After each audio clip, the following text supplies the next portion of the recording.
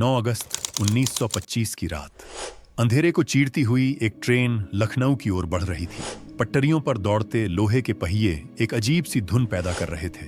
डिब्बों के भीतर बैठे यात्री दिन भर की थकान के बाद अब चैन की सांस ले रहे थे। खिड़कियों से आती ठंडी हवा चेहरों को छू रही थी। किसी को अंदाजा नहीं था कि यह रात इतिहास में दर्ज होने जा रही है। लखनऊ अब केवल 15 किलोमीटर दूर था, लेकिन उससे पहले एक ऐसा पड़ाव आने वाला था जो ब्रिटिश हुकूमत की नींव हिला देगा। अचानक डिब्बे के अंदर एक इशारा हुआ। बड़ी मूंछों वाला एक व्यक्ति अपनी सीट से थोड़ा आगे झुका। यह कोई आम हरकत नहीं थी। उसी पल टोपी पहने एक दूसरा आदमी फुर्ती से उठा और इमरजेंसी चेन खींच दी। लोहे के पहिए पटरियों पर घिसटे, एक तेज और डरावनी आवाज गूंजी और ट्रेन की रफ्तार धीरे धीरे थमने लगी। यात्रियों को कुछ समझ में आता उससे पहले ही अलग अलग डिब्बों में बैठे 10 लोग एक साथ खड़े हो गए। उनके हाथों में तनी हुई पिस्तौलें थीं। पूरा डिब्बा जैसे सांस लेना भूल गया। तभी एक कड़क और आदेशात्मक आवाज गूंजी, खबरदार, कोई अपनी जगह से नहीं हिलेगा। यात्रियों के मन में पहला ख्याल यही आया कि यह कोई डकैती है। दिलों की धड़कनें तेज हो गईं, लेकिन यह कोई साधारण लूट नहीं थी। ये वे लोग थे जो अपने निजी फायदे के लिए नहीं, बल्कि देश की आजादी के लिए जान हथेली पर रखकर निकले थे। यह चोरी नहीं थी, यह अंग्रेजी सत्ता के खिलाफ खुला ऐलान था। यह संदेश था कि अब डर का समय खत्म हो चुका है। यही था काकोरी ट्रेन एक्शन। इस घटना की जड़ें कई साल पीछे जाती हैं। 1920 के दशक तक अंग्रेजों का अत्याचार अपनी हर सीमा पार कर चुका था। भारतीयों से जबरन टैक्स वसूला जाता, अधिकार छीने जाते और विरोध की हर आवाज को बेरहमी से कुचल दिया जाता। 1919 में लाया गया रॉलेट एक्ट इस दमन का सबसे काला अध्याय था। इस कानून के तहत किसी भी भारतीय को बिना सबूत, सिर्फ शक के आधार पर जेल में डाला जा सकता था। जब देश ने इसका शांतिपूर्ण विरोध किया तो 13 अप्रैल 1919 को जलियांवाला बाग की धरती निर्दोषों के खून से लाल कर दी गई। सैकड़ों नहीं, हजारों लोग मारे गए। उस दिन के बाद भारत का कोई भी दिल ऐसा नहीं था जिसमें आजादी की आग न जल रही हो। इसी गुस्से और पीड़ा के बीच महात्मा गांधी ने असहयोग आंदोलन का आह्वान किया। विचार साफ था, अंग्रेजों से किसी भी तरह का सहयोग बंद कर दिया जाए। छात्रों ने स्कूल कॉलेज छोड़ दिए, वकीलों ने अदालतें, लोगों ने सरकारी नौकरियां और विदेशी सामान का बहिष्कार किया। पूरा देश एकजुट हो गया। क्रांतिकारी भी इस आंदोलन से जुड़े, क्योंकि उन्हें लगा कि शायद यही रास्ता देश को आजादी तक ले जाएगा। लेकिन 4 फरवरी 1922 को चौरी चौरा की घटना ने सब कुछ बदल दिया। हिंसा भड़क उठी और पुलिस चौकी जल गई। गांधी जी, जो हिंसा के सख्त खिलाफ थे, ने तुरंत आंदोलन वापस ले लिया। यह फैसला लाखों लोगों के लिए किसी वज्रपात से कम नहीं था। जिन युवाओं ने पढ़ाई, करियर और घर परिवार छोड़ दिया था, उन्हें अचानक कह दिया गया, सब खत्म, अब घर लौट जाओ। यहीं से एक गहरी निराशा ने जन्म लिया।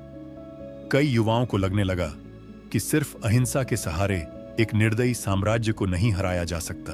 उन्हें लगा कि उनके जज्बातों के साथ धोखा हुआ है। इसी बेचैनी और गुस्से के बीच एक नए रास्ते की तलाश शुरू हुई, सशस्त्र क्रांति का रास्ता। 1924 में इसी सोच से जन्म हुआ हिंदुस्तान रिपब्लिकन एसोसिएशन का। राम प्रसाद बिस्मिल, अशफाक उल्ला खान, सचिंद्रनाथ सान्याल और उनके साथियों ने एक ऐसे भारत का सपना देखा जो केवल आजाद ही नहीं, बल्कि बराबरी और इंसाफ पर टिका हो। लेकिन सपना पूरा करने के लिए साधन चाहिए थे, हथियार चाहिए थे, और हथियारों के लिए पैसा। यहीं से काकोरी की कहानी ने असली रूप लेना शुरू किया। एक दिन शाहजहांपुर से लखनऊ की यात्रा के दौरान बिस्मिल की नजर गार्ड के डिब्बे में रखे एक लोहे के संदूक पर पड़ी। यह वही पैसा था जो अंग्रेजों ने भारतीयों से टैक्स के रूप में वसूला था। न ताला, न जंजीर, सिर्फ सत्ता का घमंड। उसी पल बिस्मिल ने तय कर लिया कि अब क्रांति का खर्च देशवासियों की जेब से नहीं, बल्कि अंग्रेजी खजाने से निकलेगा। राम प्रसाद बिस्मिल के मन में वह संदूक अब सिर्फ लोहे का बक्सा नहीं रह गया था। वह अंग्रेजी सत्ता के घमंड का प्रतीक बन चुका था। वह पैसा जो किसानों से, मजदूरों से, गरीबों से निचोड़ा गया था, अब वही पैसा आजादी की लड़ाई का हथियार बनने वाला था। लेकिन यह फैसला भावनाओं में नहीं लिया गया, इसके पीछे महीनों की सोच, जोखिम और रणनीति थी। बिस्मिल जानते थे कि एक छोटी सी गलती पूरे संगठन को खत्म कर सकती है। शाहजहांपुर में हिंदुस्तान रिपब्लिकन एसोसिएशन के भरोसेमंद साथियों की एक गुप्त बैठक बुलाई गई। कमरे का माहौल गंभीर था, चेहरे पर जोश था, लेकिन आंखों में खतरे की साफ झलक। बिस्मिल ने सबके सामने साफ शब्दों में योजना रखी। शाहजहांपुर से लखनऊ जाने वाली 8 डाउन ट्रेन काकोरी के पास इमरजेंसी चेन खींचकर रोकी जाएगी। गार्ड के डिब्बे से सरकारी खजाना कब्जे में लिया जाएगा और बिना किसी आम भारतीय को नुकसान पहुंचाए सभी सुरक्षित निकल जाएंगे। इसी बैठक में चंद्रशेखर आजाद ने वह सवाल पूछा जिसने योजना की मजबूती तय की। अगर ट्रेन एक जगह चेन खींचने से नहीं रुकी तो? बिस्मिल ने बिना झिझक जवाब दिया, हम अलग अलग डिब्बों में होंगे। एक जगह से चेन काम न करे तो दूसरी टीम चेन खींचेगी। ट्रेन हर हाल में रुकेगी। अशफाक उल्ला खान ने योजना का समर्थन किया, लेकिन एक शर्त रखी, खजाना लूटेंगे लेकिन किसी भी निर्दोष भारतीय की जान नहीं जानी चाहिए। यह बात बिस्मिल के दिल को छू गई। यही उस आंदोलन की आत्मा थी। हथियार अंग्रेजों के खिलाफ, अपने लोगों के लिए नहीं। आखिरकार 10 क्रांतिकारियों की टीम तय हुई। हर किसी को उसकी भूमिका सौंपी गई। कौन चेन खींचेगा, कौन गार्ड को काबू करेगा, कौन बाहर निगरानी रखेगा, सब कुछ पहले से तय था। यह कोई आवेश में लिया गया फैसला नहीं था, बल्कि एक सटीक सैन्य ऑपरेशन था। 8 अगस्त 1925, पहला दिन। सब तैयार थे। दिल तेज धड़क रहा था, लेकिन किस्मत ने साथ नहीं दिया। उस दिन अंग्रेजी ट्रेनें हमेशा की तरह लेट नहीं थीं। ट्रेन समय से पहले आ गई और पूरी योजना धरी रह गई। कई लोगों के मन में निराशा आई, लेकिन बिस्मिल ने साफ कहा, क्रांति में असफलता आखिरी नहीं होती। फैसला हुआ, अगले दिन 9 अगस्त को यह काम हर हाल में होगा। 9 अगस्त की सुबह 10 क्रांतिकारी अलग अलग स्टेशनों से ट्रेन में चढ़े ताकि किसी को शक न हो। कुछ के पास बंदूकें थीं जिन्हें कपड़ों के नीचे छुपाया गया था, लेकिन अंदर ज्वालामुखी फूट रहा था। जैसे ही ट्रेन चली, सब अपने अपने स्थान पर बैठ गए। कोई अखबार पढ़ने का नाटक कर रहा था, कोई खिड़की से बाहर देख रहा था, लेकिन हर नजर घड़ी और अगले संकेत पर टिकी थी। ट्रेन काकोरी स्टेशन से आगे बढ़ी। अंधेरा गहरा था। तभी तय इशारा हुआ। राजेंद्र लाहिड़ी ने इमरजेंसी चेन खींच दी। तेज झटका लगा। ट्रेन अंधेरे में रुक गई। तुरंत ड्राइवर को काबू में लिया गया। यात्रियों में घबराहट फैलने लगी। तभी बिस्मिल की शांत लेकिन दृढ़ आवाज गूंजी, डरिए मत, हम सिर्फ सरकारी खजाना लेने आए हैं। आपकी जान और सामान सुरक्षित है। यह शब्द सिर्फ यात्रियों को नहीं, बल्कि खुद क्रांतिकारियों को भी स्थिर रखने के लिए थे, क्योंकि अब पीछे हटने का कोई रास्ता नहीं था। गार्ड को काबू में किया गया, लेकिन एक अनपेक्षित मुश्किल सामने आई। संदूक में ताला लगा था। भारी संदूक को उठाकर ले जाना नामुमकिन था। उसे वहीं तोड़ना था। अशफाक ने पत्थर से कोशिश की, नाकाम रहे। फिर हथौड़ा निकाला गया। उसी दौरान बाकी साथी अलग अलग दिशाओं में हवाई फायरिंग करने लगे। गोलियों की आवाज से ऐसा लगा मानो हमलावरों की संख्या बहुत ज्यादा हो। ट्रेन में मौजूद पुलिस और अंग्रेज अफसर डर के मारे अपनी सीटों से हिल भी नहीं पाए। सब कुछ योजना के अनुसार चल रहा था, लेकिन तभी वह पल आया जिसने इतिहास की दिशा बदल दी। अहमद अली नाम का एक यात्री जो अपनी पत्नी का हाल लेने महिला डिब्बे की ओर बढ़ा। मनमथनाथ गुप्त, जो उस समय बेहद कम उम्र के थे, घबराहट में उसे हमलावर समझ बैठे। बिस्मिल ने तुरंत पहचान लिया कि वह आम आदमी है, लेकिन शब्द निकलने से पहले ही गोली चल चुकी थी।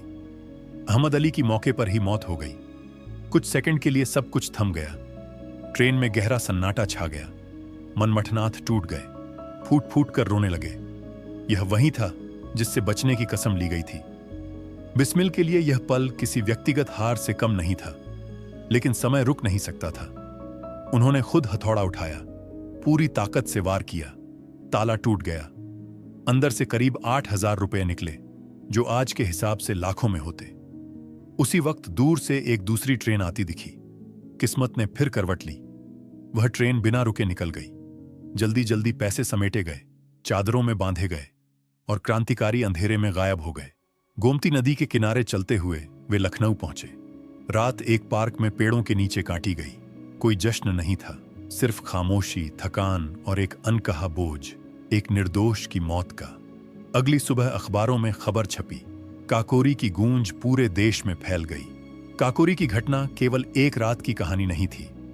अगली सुबह के साथ ही इसका असर पूरे देश में फैलने लगा।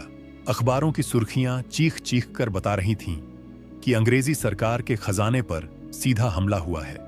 लोगों ने पहली बार देखा कि क्रांतिकारी सिर्फ नारे नहीं लगा रहे, बल्कि सत्ता को खुली चुनौती दे रहे हैं। सबसे बड़ी बात यह थी कि सरकारी खजाने के अलावा किसी आम यात्री का एक पैसा भी नहीं छीना गया। यही वजह थी कि जनता के दिलों में इन क्रांतिकारियों के लिए डर नहीं, बल्कि सम्मान पैदा हुआ। लेकिन अंग्रेजी सरकार के लिए यह सिर्फ पैसों की लूट नहीं थी, यह उनकी सत्ता पर करारा तमाचा था। उन्हें डर था कि अगर ऐसे हमलों को तुरंत नहीं रोका गया तो यह आग पूरे देश में फैल जाएगी। इसी डर ने ब्रिटिश सरकार को निर्दयी बना दिया। काकोरी के बाद पूरे उत्तर भारत में पुलिस को खुली छूट दे दी गई। जिसे शक हो पकड़ो, जहां सुराग मिले दबाओ। क्रांतिकारियों को लगा था कि उन्होंने कोई सबूत नहीं छोड़ा, लेकिन जल्दबाजी में एक छोटी सी चूक हो गई। घटनास्थल पर एक चादर छूट गई थी, साधारण सी चादर जिस पर धोबी का निशान लगा हुआ था। पुलिस उसी निशान के सहारे शाहजहांपुर के धोबी तक पहुंची। पूछताछ आगे बढ़ी और धीरे धीरे सच्चाई सामने आने लगी। वह चादर राम प्रसाद बिस्मिल के घर की थी। अब समय तेजी से बदलने लगा। इनाम घोषित कर दिए गए। बिस्मिल और उनके साथी अंडरग्राउंड हो गए। वे लगातार ठिकाने बदलते रहे, लेकिन पुलिस का जाल फैलता ही चला गया। मुखबिरों का एक ऐसा तंत्र खड़ा किया गया जिसमें भरोसे और लालच की हर सीमा टूटने लगी। सितंबर 1925 से गिरफ्तारियों का सिलसिला शुरू हुआ। एक एक कर साथी पकड़े जाने लगे। 26 अक्टूबर 1925 को राम प्रसाद बिस्मिल को गिरफ्तार कर लिया गया। धीरे धीरे पूरा संगठन पुलिस की पकड़ में आ गया। सबसे दर्दनाक बात यह थी कि कई गिरफ्तारियां अपनों की गद्दारी की वजह से हुईं। जिन पर भरोसा था वही इनाम के लालच में टूट गए। अशफाक उल्लाह खान, जो बचपन के दोस्त के यहां छिपे थे, उसी दोस्त की सूचना पर पकड़े गए। यह विश्वासघात किसी गोली से कम घातक नहीं था, लेकिन एक शेर ऐसा था जो अंग्रेजों के हाथ नहीं आया। चंद्रशेखर आजाद। वे पुलिस को चकमा देकर फरार हो गए। उनके लिए पकड़ा जाना हार थी, और हार उनके शब्दकोश में थी ही नहीं। जेलों के भीतर एक अलग ही युद्ध चल रहा था। पुलिस ने इन क्रांतिकारियों को तोड़ने के लिए हर तरीका अपनाया। सख्ती, लालच, धमकी। कुछ टूटे, लेकिन ज्यादातर चट्टान की तरह डटे रहे। बनवारी लाल पुलिस के दबाव में सरकारी गवाह बन गए और संगठन के कई राज्य खोल दिए। यही वह मोड़ था जिसने मुकदमे की दिशा तय कर दी। करीब 1.5 साल तक अदालत में मुकदमा चला। राम प्रसाद बिस्मिल ने अपना केस खुद लड़ने का फैसला किया। अदालत उनके लिए सिर्फ कटघरा नहीं थी, बल्कि एक मंच था। वे अंग्रेजी में ऐसी कानूनी दलीलें देते कि जज तक हैरान रह जाते। उनका उद्देश्य साफ था, अदालत के जरिए अपनी बात अखबारों तक पहुंचाना और वहां से पूरे देश तक। अंग्रेजी सरकार डर गई। उन्हें लगा कि अगर बिस्मिल को खुलकर बोलने दिया गया तो वे जनता को और भड़का देंगे, इसलिए उन्हें खुद पैरवी करने से रोक दिया गया। सरकार इंसाफ नहीं चाहती थी, वह एक मिसाल कायम करना चाहती थी। इतनी भयानक सजा कि भविष्य में कोई भी अंग्रेजों के खिलाफ सिर उठाने की हिम्मत न करे। जुलाई 1927 में फैसला सुनाया गया।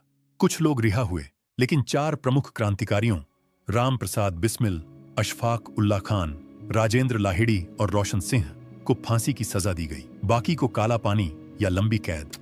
देश भर में विरोध प्रदर्शन हुए, रहम की अपीलें की गईं, लेकिन ब्रिटिश सरकार खौफ पैदा करना चाहती थी। सारी अपीलें खारिज कर दी गईं। फांसी से पहले का समय बेहद भावुक था। बिस्मिल एक कट्टर आर्य समाजी हिंदू थे और अशफाक एक पक्के नमाजी मुसलमान, लेकिन उनकी दोस्ती ने सांप्रदायिक सौहार्द की ऐसी मिसाल कायम की जो आज भी इतिहास में चमकती है। बिस्मिल मजाक में कहते, तुम मुसलमान हो, तुम्हें तो जन्नत मिलेगी, हमें क्या मिलेगा? अशफाक मुस्कुराकर जवाब देते, अगर जन्नत में आप नहीं होंगे तो वह जन्नत किस काम की? अपनी आखिरी चिट्ठी में बिस्मिल ने देशवासियों से अपील की, अगर मेरी मौत से कुछ हासिल हो सकता है तो वह हिंदू मुस्लिम एकता होनी चाहिए। अशफाक ने लिखा कि वे खुशकिस्मत हैं कि देश के लिए फांसी पर चढ़ने वाले पहले मुसलमान बन रहे हैं। दिसंबर 1927 की ठंडी सुबह सरकार को डर था कि अगर सबको एक जगह फांसी दी गई तो जनता भड़क सकती है। इसलिए सबको अलग अलग जेलों में भेजा गया। राजेंद्र लाहिड़ी को तय तारीख से 2 दिन पहले ही फांसी दे दी गई। वे हंसते हुए फंदे पर झूल गए। 19 दिसंबर 1927 रामप्रसाद बिस्मिल को गोरखपुर जेल में फांसी दी गई। झल्लाद ने पूछा, कोई आखिरी ख्वाहिश? बिस्मिल बोले, मैं ब्रिटिश साम्राज्य का विनाश चाहता हूं। फिर वंदे मातरम और जय हिंद का नारा लगाकर उन्होंने फंदे को चूम लिया। उसी दिन अशफाक उल्ला खान को फैजाबाद जेल में फांसी दी गई। उनकी शहादत ने साबित कर दिया कि आजादी की लड़ाई किसी एक धर्म या समुदाय की नहीं, बल्कि पूरे देश की थी। इन फांसियों ने आंदोलन को खत्म नहीं किया, उन्होंने उसमें घी डाल दिया। हिंदुस्तान रिपब्लिकन एसोसिएशन खत्म हुआ, लेकिन उसकी राख से एक नया संगठन जन्मा, Hindustan socialist Republican association. Bhagat Singh, Sukhdev, Rajguru ने उसी मशाल को आगे बढ़ाया जो काकोरी में जली थी। और अंत में चंद्रशेखर आजाद सालों तक अंग्रेजों को चकमा देने के बाद 27 फरवरी 1931 को इलाहाबाद के अल्फ्रेड पार्क में वे पुलिस से घिर गए। उन्होंने अपनी आखिरी गोली खुद को मार ली। जिंदा पकड़े जाने से बेहतर उन्होंने मौत चुनी। वे आजाद थे और आजाद ही दुनिया से विदा हुए। काकोरी ट्रेन एक्शन सिर्फ एक घटना नहीं था, यह आजादी की लड़ाई का वह मील का पत्थर था जिसने अंग्रेजी हुकूमत की जड़ों को हिला दिया। आज काकोरी का शहीद स्मारक हमें याद दिलाता है कि 1947 की आजादी यूं ही नहीं मिली, वह इन वीरों के बलिदान की कीमत पर मिली।